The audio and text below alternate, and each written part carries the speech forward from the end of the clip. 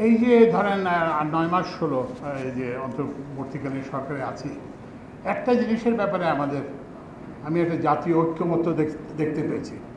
সেটা হচ্ছে দুর্নীতির বিষয়ে জাতীয় ঐক্যমত্য। সবাই দুর্নীতি করতে চান, কেউ কিন্তু বাদ নেই। রাজনীতিবিদ, আমলা, অধ্যাপক, কেউ বাদ নেই। আপনাকে একটা উদাহরণ দিই। আপনারা দেখবেন যে প্রথম আলোতে একটা সংবাদ এসছে যে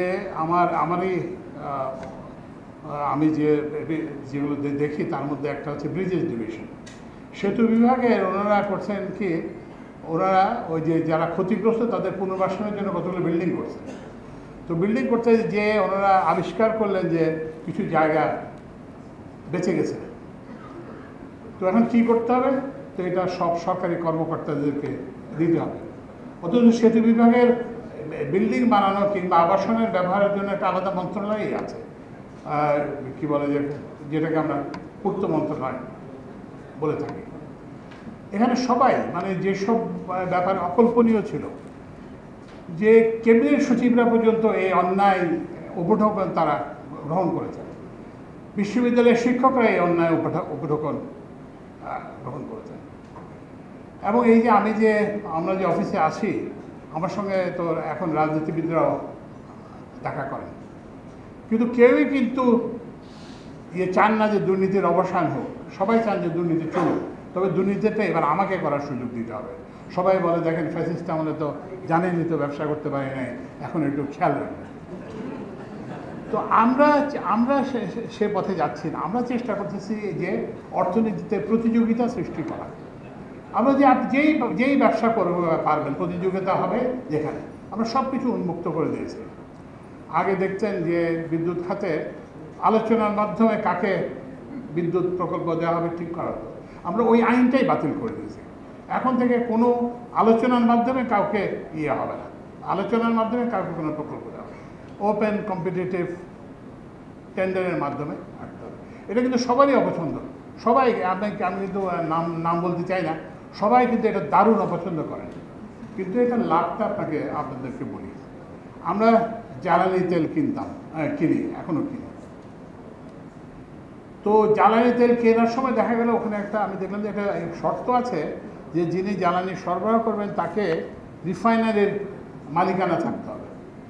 তো আমি দেখলাম যে একটা লোক জ্বালানি, এটা সাব প্রোডাকশন একটা জিনিস, রিফাইনিং একটা জিনিস, তারপরে সাপ্লাই একটা জিনিস, এটার সঙ্গে এটার সম্পর্কটা কী? তা আমি দেন এটা তুলে দেন।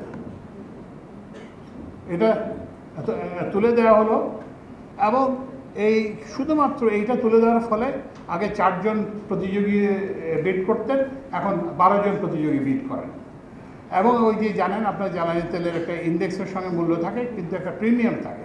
সেই প্রিমিয়ামটা 35% লোয়ার, এবং এইটা অ্যানুয়ালাইজ বেসিসে 1500 কোটি টাকা কম। তো প্রতিযোগিতার সুফল হচ্ছে জনগণ পায়, কিন্তু সবাই কিন্তু প্রতিযোগিতার বিরুদ্ধে। আমাদের অর্থনীতির যে মূল সমস্যা দুটি, একটি হচ্ছে দুর্নীতি, আরেকটি হচ্ছে অপচয়। দুর্নীতি যে কোথায় গেছে মানে কল্পনা করা যায় না। একটা রাস্তা ঠিক আছে, সে রাস্তাটাকে আবার 600-700 কোটি টাকা দিয়ে রিপেয়ার করা হয়, প্রস্তাব আসে। আমি যখন লোক পাঠাই বলতে না এই রাস্তা তো ঠিক আছে, বলছে বন্যায় ক্ষতিগ্রস্ত হয়েছে। তো আমি যখন লোক পাঠাই বলেছে স্যার কোনো ক্ষতিগ্রস্ত কিচ্ছু হয় না স্যার, ও আর খামাখা। অপচয়ের মানে কি আপনাদেরকে আমি বলে বোঝাতে পারবো না। এই যে একটা পদ্মা রেল লিঙ্ক আছে, তো ওখানে ওই প্রকল্পটা 40,000 কোটি টাকায় বাস্তবায়িত হয়েছে। আমি মনে হয় দিন 15 পাইছিলাম, দিন 15 দিয়ে আমি 2800 কোটি টাকা কেটে দিয়েছি। কী কাটছি? প্রয়োজনীয় কিছু কাটি নাই। ভাঙ্গাতে একটা রেল স্টেশন হবে, সেটা সেন্ট্রালি এয়ার কন্ডিশন হতে হবে।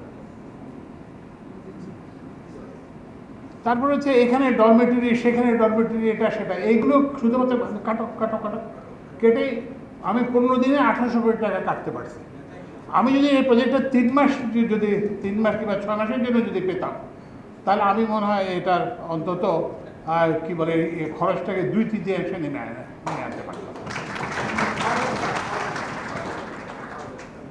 অপচয়ের মানে কোনো নাই, সীমা নাই। রূপসাতে একটা 8,000 কোটি টাকা একটা অপচয় ছাড়া আরেকটা জিনিস হচ্ছে ইনকম্পিটেন্স। রূপসাতে একটা 8,000 কোটি টাকা খরচ করে একটা বিদ্যুৎ কেন্দ্র স্থাপন করা আছে গ্যাস ভিত্তিক, কিন্তু ওখানে গ্যাস নেই। এই যে দুর্নীতি, অপচয় এবং ইনকম্পিটেন্স, এই তিনটা আমাদেরকে গ্রাস করছে। আজকে যে আমাদের যে আজকের দুরবস্থা, এটার কারণ হচ্ছে এটা।